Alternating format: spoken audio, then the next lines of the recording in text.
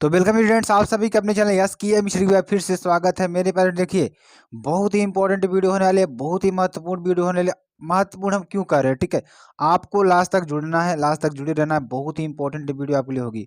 Important क्यों होगी, चलिए आपके लिए थोड़ा बताते हैं। देखिए, अगर आपकी एग्जाम डेट आ गई तो आपको परेशान होने की जरूरत नहीं है। सारी चीज़ों को आपको अवेलेबल करा दिया जाएगा। देखिए, कक्षा 12 विषय भौतिक विज्ञान 2022 बोर्ड परीक्षा के अति महत्वपूर्ण प्रश्न, 2022 बोर्ड परीक्षा के अति महत्वपूर्ण प्रश्नों की बात करेंगे।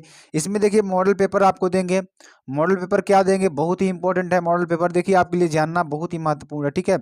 इस मॉडल पेपर में कैसे प्रश्न आपके आ रहे हैं, उन प्रश्नों को भी आपको सॉल्विंग कराया जा रहा है। तो मेरे प्यारे स्टूडेंट, जो भी नए हैं तुरंत चैनल कर लें, सब्सक्राइब कर लें, लाइक कर दें और कमेंट कर दें। ज़्यादा से ज़्यादा मेरे प्यारे बच्चों आपको जुड़ना है और अच्छी तरीके से अपनी पढ़ाई को कंटिन्यू करते रहना है, क्योंकि हमने लगातार आपको बताया कि अपनी पढ़ाई को कंटिन्यू कैसे रखना है, आपको पढ़ाई कैसे करनी है। सारी वीडियोस आपको हमने दे रखी है, ठीक है। आप लोग वहां पे जा करके सारी चीज़ों को वॉच कर सकते हैं और देख सकते हैं। देखिए मेरे प्यारे स्टूडेंट्स, आपके लिए क्या ज़रूरी है क्या नहीं ज़रूरी है, हम आपको लगातार अपडेट देते रहे हैं और देते भी रहेंगे, ठीक है। चलिए, और उससे साथ साथ आप लोग जान लीजिए, हमारे जो टेलीग्राम चैनल हैं, हमारी जो वेबसाइट है और हमारे जो ऐप का लिंक है, वो सब डिस्क्रिप्शन में आपको मिल जाएगा और वहाँ पे जा करके आप लोग डाउनलोड करके पढ़ सकते हैं। चलिए पहले प्रश्न की बात करते हैं। पहला प्रश्न देखिए, एक इलेक्ट्रॉन वोल्ट इकाई है। एक इलेक्ट्रॉन वोल्ट कहना है कि किसकी इकाई है। आप लोग क्वेश्चन में नहीं समझ में आएगा कि इलेक्ट्रॉन वोल्ट इकाई है, इकाई का मतलब मात्रक। एक इलेक्ट्रॉन वोल्ट किसकी इकाई है, यह चीज कह रहा है। देखिए, ऊर्जा की, विभव की, वेग की या कोणीय संवेग की। तो एक इलेक्ट्रॉन की बात करेंगे, इलेक्ट्रॉन वोल्ट की बात करेंगे तो यहाँ किसकी इकाई है, यह मेरे प्यारे स्टूडेंट्स ऊर्जा की इकाई है, ठीक है। किसकी इकाई है, हमारी ऊर्जा की इकाई है electron volt. Very very most important प्रश्न आपके एग्जाम के दृष्टिकोण से। चलिए अगले प्रश्न को आपको बताते हैं। अनुगमन वेग वीडी की वैद्युत क्षेत्र ई पर निम्नलिखित में से कौन सी निर्भरता में ओम का नियम पालन होता है।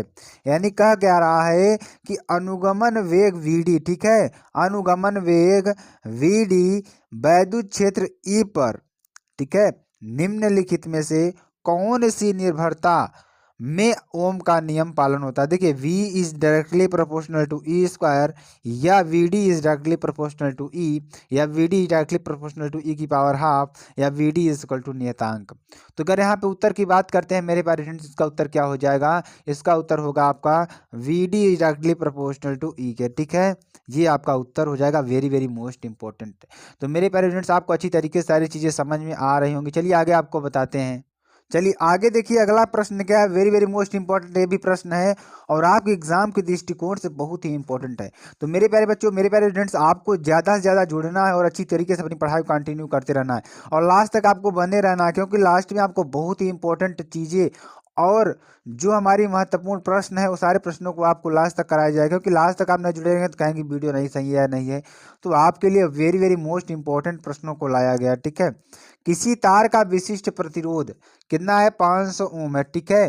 किसी तार का क्या दे रहा है, विशिष्ट प्रतिरोध 500 ओम है, उसकी वैद्युत चालकता होगी। इसकी वैद्युत चालकता क्या होगी, देखिए ए नंबर क्या है, 0.002 ओम इनवर्स, या बी क्या है 0.02 ओम इनवर्स, सी क्या है 50 ओम इनवर्स, डी क्या है 500 ओम इनवर्स। तो यहाँ पे इसके आंसर की बात करते हैं। इसका आंसर क्या हो जाएगा, 0.002 ओम इनवर्स, ठीक है। ये आपका वेरी वेरी मोस्ट इंपॉर्टेंट प्रश्न है। चलिए अति लघुत्तरीय प्रश्न की बात करते हैं। अति लघुत्तरीय प्रश्न आपके लिए बेहद ही इंपॉर्टेंट और बहुत ही महत्वपूर्ण प्रश्न है, ठीक है। चलिए आगे हम आपको बताते हैं। किरचॉफ का प्रथम नियम था दूसरा नियम किस भौतिक राशियों के संरक्षण पर आधारित है। इसमें हमने आपको किरचॉफ का नियम ही पढ़ाया। बहुत सारी चीजें हमने करवा रखी है। अगर आप जैसे किरचॉफ का नियम पढ़ना चाहते हैं तो प्लेलिस्ट में जाकर वहां भी इसको भी पढ़ सकते हैं। देखिए, किरचॉफ का प्रथम नियम तथा दूसरा नियम किन भौतिक राशियों के संरक्षण पर आधारित है। तो किरचॉफ का जो प्रथम नियम है मेरे प्यारे स्टूडेंट्स, और दूसरा नियम जो है वो किन भौतिक राशियों के संरक्षण पर आधारित होता है। तो किरचॉफ का जो प्रथम नियम है आवेश के संरक्षण पर आधारित होता है, ठीक। किरचॉफ का प्रथम नियम क्या है, हमारा धारा संबंधित नियम है वो। तो किरचॉफ का जो प्रथम नियम है आवेश संरक्षण पर निर्भर करता है, और किरचॉफ का जो दूसरा नियम है मेरे प्यारे स्टूडेंट्स, वह ऊर्जा संरक्षण के नियम पर आधारित होता है। ये बहुत ही इंपॉर्टेंट है, वेरी वेरी मोस्ट इंपॉर्टेंट है। तो ये प्रश्न आपको अच्छी तरीके से समझ में आ गया होगा मेरे प्यारे स्टूडेंट। चलिए आगे आपको बताते हैं थोड़ा, ठीक है।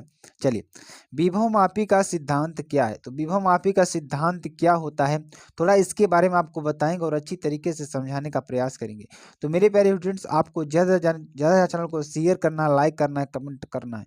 जो भी स्टूडेंट्स हमारे जुड़े होंगे वो कहीं जाएंगे नहीं, क्योंकि बहुत ही इंपॉर्टेंट वीडियो आपको हम बता रहे हैं यहाँ पे, ठीक है। विभव मापी का सिद्धांत क्या है? तो विभव मापी आपको हमने पढ़ा रखा है, तो आप प्लेलिस्ट में जाकर वहां पर सारी वीडियो को वॉच कर सकते हैं मेरे प्यारे स्टूडेंट, ठीक है। विभव मापी का सिद्धांत क्या है? और सभी बच्चों से रिक्वेस्ट है, एक बार रिक्वेस्ट है कि वो सभी लोग क्या करेंगे, जितनी भी वीडियोस हमारी हैं उन वीडियोस को क्या करेंगे, एक बार पुनः से रिवाइज करेंगे, ठीक है। विभव मापी का सिद्धांत क्या है, ठीक है। यदि किसी एक समान परिच्छेद के चालक तार में यदि किसी एक समान परिच्छेद के चालक तार में धारा प्रवाहित की जाए तो उस तार की किसी लंबाई पर होने वाला विभव पतन उस तार खंड की लंबाई के अनुक्रमानुपाती होता है। कहने का मतलब, यदि हम किसी तार को जिसका परिच्छेद क्षेत्रफल क्या हो, एक समान हो, ठीक है, तो चालक तार में यदि धारा प्रवाहित की जाए, तो अगर उस चालक तार में क्या हो, धारा प्रवाहित की जाए, तो उस तार की किसी लंबाई पर, ठीक है, उस तार की किसी लंबाई पर होने वाला जो विभव है पतन उस तार खंड की लंबाई के अनुक्रमानुपाती होता है, यानी कि V is directly proportional to L, ठीक है। तो ये आपको अच्छी तरीके से समझ में आ रहा होगा। चलिए आगे आपको बताते हैं। अगला प्रश्न देखिए, वेरी वेरी मोस्ट इंपॉर्टेंट प्रश्न और आपके एग्जाम के दृष्टिकोण से बहुत ही इंपॉर्टेंट है, ठीक है। चलिए, एलसीआर श्रेणी अनुनादी परिपथ के लिए आरोपित आवृत्ति V तथा परिबाधा Z के बीच ग्राफ खींचकर अनुनादी आवृत्ति दिखाइए, ठीक है। तो ये आपके लिए बेहद ही इंपॉर्टेंट और बहुत ही मोस्ट इंपॉर्टेंट है, ठीक है। अब देखिए यहां से क्या होगा, आपको थोड़ा समझाने का प्रयास करेंगे। श्रेणी अनुनादी परिपथ में, किसमें, श्रेणी अनुनादी परिपथ में आवृत्ति V तथा प्रतिबाधा Z के बीच ग्राफ, ठीक है, जहां V0 क्या है, अनुनादी आवृत्ति है, ठीक है। चलिए यहां से देखिए Z मिनिमम क्या होगा हमारा V0 और R यहाँ पे Z क्या होगा, ठीक है, Z इधर होगा Y अक्ष पे और हमारा V क्या होगा X अक्ष पे। तो ये कुछ इस प्रकार से ग्राफ बनेगा, ठीक है, कुछ कर्व टाइप आपका ग्राफ बनेगा R और V0 के बीच में। तो ये भी आपके लिए बेहद ही इंपॉर्टेंट है, बहुत मेरी वेरी मोस्ट इंपॉर्टेंट है, ठीक है। चलिए अगले प्रश्न की बात करते हैं। उससे पहले मेरे पेरेंट्स जो भी जुड़े होंगे चैनल को शेयर कर देंगे, जरूर से जरूर शेयर करेंगे, ताकि आपको सारी चीज़ें क्लियर रहे मेरे पेरेंट्स। अगर आपको क्लियर रहेगा तभी आप एग्जाम में अच्छी तरीके से लिख सकते हैं, ठीक है। चलिए अगले प्रश्न को बताते हैं। वैद्युत अनुनाद से क्या तात्पर्य है? अनुनाद आपको समझना, अनुनाद से क्या तात्पर्य है? चलिए अनुनाद के बारे में थोड़ा आपको बताते हैं। देखिए, जब किसी एलसीआर परिपथ में लगाए गए प्रत्यावर्ती विभवांतर की, किसमें, जब किसी एलसीआर परिपथ में लगाए गए प्रत्यावर्ती विभवांतर की एक विशेष आवृत्ति के लिए, किसके लिए, एक विशेष आवृत्ति के लिए परिपथ का धारिती प्रतिघात XC, ठीक है, किसका, परिपथ का जो धारिती प्रतिघात XC है तथा प्रेरण प्रतिघात XL आपस में बराबर हो जाते हैं, तो यह स्थिति वैद्युत अनुनाद की स्थिति कहलाती है। जो स्थिति है यह हमारी वैद्युत अनुनाद की स्थिति कहलाती है, यानी कि जब हमारा धारिती प्रतिघात XC और प्रेरण प्रतिघात XL आपस में क्या हो जाते हैं, बराबर हो जाते हैं, तो यह स्थिति वैद्युत अनुनाद की स्थिति कहलाती है। तो ये आपको बहुत ही अच्छी तरीके से समझ में आ गया। वेरी वेरी मोस्ट इंपॉर्टेंट प्रश्न है आपके एग्जाम के दृष्टिकोण से। देखिए मेरे प्यारे स्टूडेंट्स, आपको हम उन्हीं प्रश्नों को बता रहे हैं जो आपके लिए बेहद ही इंपॉर्टेंट है, बहुत ही महत्वपूर्ण है, ठीक है। तो ऐसे प्रश्नों को आपको सॉल्व करना और इसको करना आपके लिए बहुत ही इंपॉर्टेंट हो सकता है। देखिए मेरे प्यारे स्टूडेंट्स, आपको हम उन्हीं प्रश्नों को बताने का प्रयास ज़्यादा कर रहे हैं जो आपको एग्जाम में आए हुए हैं, ठीक है, और एग्जाम में आने की 100% संभावनाएं हैं, तो उन्हीं प्रश्नों को हम ज़्यादा आपके सामने ला रहे हैं, ठीक है। चलिए आगे आपको बताते हैं। अब देखिए जो आपका आगे अगला जो प्रश्न है ये भी बहुत ही इंपॉर्टेंट है।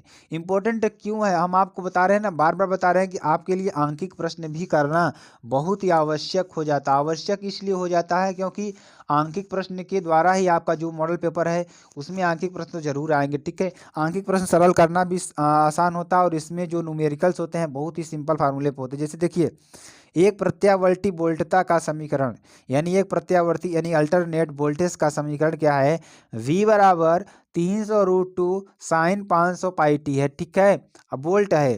प्रत्यावर्ती धारा में किसमें, प्रत्यावर्ती धारा में वर्ग माध्य मूल मान, किसका, वर्ग माध्य मूल मान एवं आवृत्ति की गणना कीजिए। किसका करना है, आवृत्ति की क्या करना है, गणना करना है, ठीक है। दिया क्या गया, दिया गया समीकरण क्या है, V बराबर 300√2 साइन 500 पाई टी, ठीक है। V बराबर कितना दिया है, 300√2 साइन 500 पाई टी, ठीक है। अब यहां से V0/√2 VRMS यानी VRMS अगर निकालेंगे तो VRMS बराबर क्या होता है हमारा, VRMS बराबर V0/√2 बराबर 300√2/√2, ठीक। V0 का मान देखिए, यहां से अगर V बराबर V0 साइन ओमेगा टी, इससे अगर तुलना करेंगे तो V0 कितना निकल कर आएगा, V0 आपका निकल कर आएगा 300√2। यही मान हम यहाँ पे रख देंगे, ठीक है। यही मान हम यहाँ पे रख देंगे तो V0 का मान कितना रखेंगे हम, 300√2 रखेंगे। और यहाँ से अगर देखेंगे, अब देखिए यहाँ से 300√2 रखेंगे और नीचे √2 है ही, तो √2 से √2 कैंसिल हो जाएगा। यहाँ से VRMS हमारा कितना आएगा, 300 वोल्ट आ जाएगा। वेरी वेरी मोस्ट इंपॉर्टेंट प्रश्न ये भी। चलिए, कोणीय आवृत्ति ओमेगा, कोणीय आवृत्ति ओमेगा 500 पाई, ठीक है। कितना है, 500 पाई। अगर हम ओमेगा की बात करते हैं, ओमेगा बराबर 2 पाई एफ होता है, ठीक है, फ्रिक्वेंसी की स्टेज में। और यहाँ से देखिए मेरे पास 2 पाई एफ बराबर कितना हो जाएगा, 500 पाई, कितना हो जाएगा, 500 पाई। और यहाँ से पाई क्या हो जाएगा, कैंसिल हो जाएगा। बचेगा क्या हमारा, एफ बराबर 500/2 यानी कि क्या हो जाएगा, 250 हर्ट्ज। तो एफ का मान आ गया। Very very most important, very important प्रश्न आपके एग्जाम के दृष्टिकोण से मेरे प्यारे स्टूडेंट्स आपको हम बताने का प्रयास कर रहे हैं, समझाने का प्रयास कर रहे हैं। इन्हीं प्रश्नों को आपको पढ़कर जाना है मेरे प्यारे स्टूडेंट्स, ताकि आपका एग्जाम अच्छे से क्रैक हो सके। आपको क्रैक करना है, तोड़ना है एग्जाम को, तो आप इन प्रश्नों को जरूर से पढ़ना होगा, ठीक है। चलिए, दूरदर्शी पर आपतित किरण का तरंग दैर्ध्य यानी दूरदर्शी पर आपतित किरण का जो तरंग दैर्ध्य है 6000 एंगस्ट्रॉम है। कितना है, 6000 एंगस्ट्रॉम है। तथा इसके अभिदृश्यक का द्वारक, जो इसके अभिदृश्यक का द्वारक है वो 500 मीटर है, 5 मीटर है। सॉरी स्टूडेंट्स, कितना है, 5 मीटर है। तो दूरदर्शी की कोणीय विभेदन क्षमता, कोणीय विभेदन क्षमता आपको निकालना होगा, बहुत ही important, very very most important आपके एग्जाम में आया हुआ प्रश्न है। अब इसको थोड़ा सॉल्व करेंगे और आपको अच्छी तरीके से बताने का प्रयास करें। देखिए, लैम्डा बराबर कितना है, लैम्डा बराबर 6000 एंगस्ट्रॉम, कितना है, 6000 एंगस्ट्रॉम है। और यहाँ से लैम्डा का मान अगर निकालेंगे तो 6000 × 10⁻−10 मीटर हो जाएगा, ठीक है। कितना हो जाएगा, 6000 × 10⁻−10 मीटर। और डी बराबर यहाँ से कितना आ जाएगा, 5 मीटर आ जाएगा, ठीक है। डी बराबर कितना हो जाएगा, 5 मीटर हो जाएगा। और कोणीय विभेदन सीमा की बात करते हैं, डी थीटा बराबर कितना हो जाएगा, 1.22 लैम्डा अपन डी होता है। हमने लैम्डा का मान निकाला, डी का मान निकाला। अब सारे मानों को यहाँ पे रख देंगे, पुट कर देंगे तो क्या हो जाएगा, 1.22 × 6000 यानी 6000 6000 × 10⁻−10/5। अगर इसको सॉल्व करेंगे तो 1.464 × 10⁻- कितना हो जाएगा, 1, ठीक है। 1 कहाँ से आया, हम आपको थोड़ा बताने का प्रयास करेंगे और समझाने का प्रयास करेंगे। 1 नहीं आएगा यहाँ पे मेरे प्यारे स्टूडेंट्स, यहाँ पे होगा 7, ठीक है। 7 कहाँ से आया हम आपको बताते हैं। 3 0 देखिए यहाँ पे है इसके पास, तो यहाँ पे 10 है, तो 3 0 माइनस करेंगे तो -7 होगा, बाकी सब डिवाइड कर दिए है, ठीक है। तो यहाँ से आपको -7 आंसर हो जाएगा, ठीक है। ये वेरी वेरी मोस्ट इंपॉर्टेंट है। चलिए आगे आपको बताते हैं और बहुत ही इंपॉर्टेंट है आपके लिए। प्रिज्म के पदार्थ के अपवर्तनांक का सूत्र, प्रिज्म के पदार्थ के अपवर्तनांक का जो सूत्र है, अल्पतम विचलन कोण तथा प्रिज्म कोण के पदों में लिखिए। किसमें, हम आपको बता रहे हैं जो अपवर्तनांक का सूत्र है, किसमें लिखना है हमें, विचलन कोण तथा प्रिज्म कोण के पदों में लिखिए। किसी पतले प्रिज्म से उत्पन्न न्यूनतम विचलन कोण 10 डिग्री है तो प्रिज्म कोण ज्ञात कीजिए। प्रिज्म के पदार्थ का अपवर्तनांक 1.5 है, ठीक है। आप देखिए, प्रिज्म के पदार्थ का जो अपवर्तनांक है मेरे प्यारे स्टूडेंट्स n1 बराबर sine A plus delta M upon two, कितना होगा sine A plus delta M upon two या साइन ए बाई टू, कितना हो जाएगा साइन ए बाई टू। ठीक है, जहां डेल्टा एम बराबर कितना हो जाएगा अल्पतम विचलन कोण, क्या हो जाएगा डेल्टा एम बराबर अल्पतम विचलन कोण तथा ए प्रिज्म कोण है। ए क्या है हमारा प्रिज्म कोण है। डेल्टा एम बराबर क्या हो जाएगा 10 डिग्री, एन बराबर 1.5 और ए बराबर फाइंड करना है हमें। ठीक है, अब यहाँ पे इसको सॉल्व कर लेंगे थोड़ा। तो पतले प्रिज्म के लिए जो विचलन कोण होता है डेल्टा एम बराबर कितना होता है मेरे प्यारे स्टूडेंट्स n-1, कितना होता है n-1 इंटू ए, कितना होता है n-1 इंटू ए होता है। तो देखिए अब यहाँ पे डेल्टा एम का मान मालूम है 10 डिग्री और एन का मान 1.5 माइनस 1 इंटू ए। तो यहाँ से इसको सॉल्व करेंगे 10 डिग्री बराबर 0.5 इंटू ए, यहाँ से ए बराबर कितना हो जाएगा 10 डिग्री अपान 0.5 यानी कि ए बराबर 20 डिग्री हो जाएगा। ठीक है, ए बराबर कितना हो जाएगा 20 degree. Very very most important प्रश्न मेरे एग्जाम की आपके एग्जाम के दृष्टिकोण से, मेरे एग्जाम के दृष्टिकोण से नहीं। तो मेरे प्यारे स्टूडेंट्स आपको वीडियो कैसी लगी कमेंट में जरूर बता सकते हैं और आपके लिए हम तत्पर रहेंगे। जो भी कमेंट करेंगे आपके लिए वीडियो तुरंत ही बन जाएगा और बहुत ही इंपॉर्टेंट चीज़ है ये। ठीक है, चलिए स्टूडेंट फिर मिलते हैं नेक्स्ट वीडियो में, तब तक के लिए जय हिंद जय भारत।